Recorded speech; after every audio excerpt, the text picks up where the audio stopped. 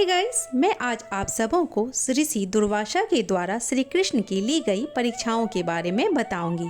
मैं हूं प्रिया, आप देख रहे हैं हमारा चैनल भारत भ्रमण। लोगों से अक्सर सुना होगा कि भगवान हमारी कितनी परीक्षा लेते हैं। मैं हार गई, मैं थक गई, पता नहीं क्या क्या। पर मैं आपको बताना चाहूँगी कि भगवान श्री कृष्ण को भी कई परीक्षाओं से गुजरना पड़ा था। उन्हीं में से एक वाक्य मैं आप सबों को सुनाती हूँ। एक दिन की बात है, दुर्वासा ऋषि अपने कुछ ऋषियों के साथ कहीं भ्रमण कर रहे थे। भ्रमण करते करते सभी ऋषिगण थक गए और एक वृक्ष के नीचे आराम करने लगे, जो कि द्वारिका से बिल्कुल समीप था। दुर्वासा ऋषि अपने शिष्यों को कहा कि द्वारिका नरेश श्री कृष्ण को कहो कि हम आए हैं। शिष्य ने दुर्वासा ऋषि के आदेश का पालन किया और श्री कृष्ण से जाकर कहा कि दुर्वासा ऋषि जी पधारे हैं। यह सुनकर श्री कृष्ण फूले ना समाये और दौड़े दौड़े आए और उनकी चरण स्पर्श किए। विनती करने लगे कि आप हमारे साथ कृपया कर हमारे घर द्वारिका चलें और अपना आशीर्वाद और कृपा दृष्टि बरसाएं। लेकिन ऋषि दुर्वासा साथ चलने से इनकार कर दिया और कहा कि मैं बाद में फिर कभी आऊँगा।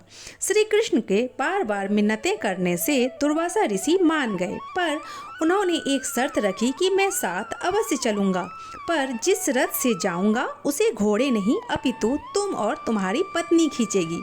यह सुनकर खुशी से कहा कि जैसी आपकी आज्ञा, ये हमारा सौभाग्य होगा गुरुवर।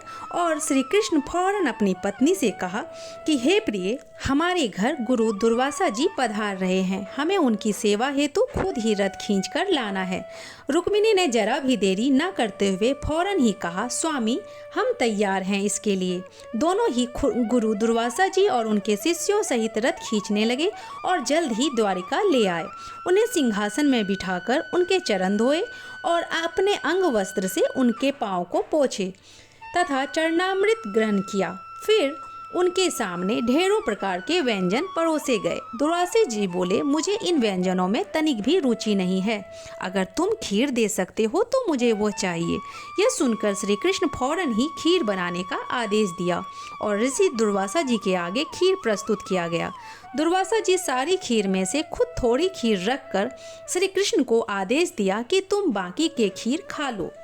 ऋषि के आदेश पर श्री कृष्ण खीर खानी शुरू कर दी और थोड़ी खीर बचाकर रखा और रुक्मिणी से कहा, हे प्रिय, तुम इसे हमारे शरीर में लगा दो सिवाय पाँव के। इस पर रुक्मिणी ने पूछा, हे हमारे स्वामी आराध्य, ऐसा क्या है जो इसे आप पाँव पे नहीं लगाओगे? तो उसने कहा, हे प्रिय, ये हमारे आराध्य गुरुवर का प्रसाद है, इसे मैं पाँव में कैसे स्पर्श कर सकता हूँ? यह सब स्वयं दुर्वासा ऋषि देख व सुन रहे थे। ऐसा सुनकर दुर्वासा ऋषि अति प्रसन्न हुए।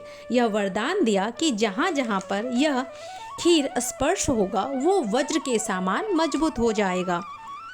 इसी वरदान स्वरूप जब महाभारत हुआ, उस दरमियान लाखों अस्त्र शस्त्र और तीर चले, पर हमारे श्री कृष्ण का बाल बांका नहीं हुआ। इसलिए सभी भक्तों से अनुरोध है कि वो अपने जीवन के उतार चढ़ाव से व्यथित ना हो, अपना कर्म करते जाएं, फल जरूर मिलेगा। जय श्री कृष्ण। ऐसे ही नई नई जानकारियाँ व कहानियों को लेकर मैं फिर मिलूंगी। तब तक के लिए बाय बाय।